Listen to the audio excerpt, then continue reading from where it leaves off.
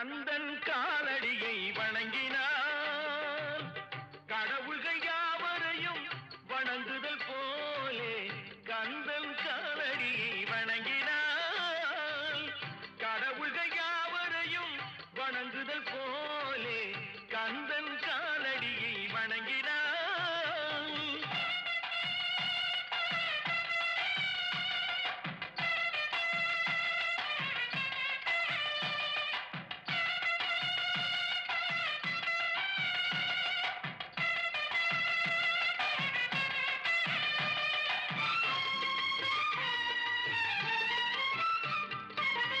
தந்தை பரமனுக்கு சிவகுருநாதன் தாயார் பார்வதியின் சக்திதானே வேலன் சிவசக்திதானே வேலன்.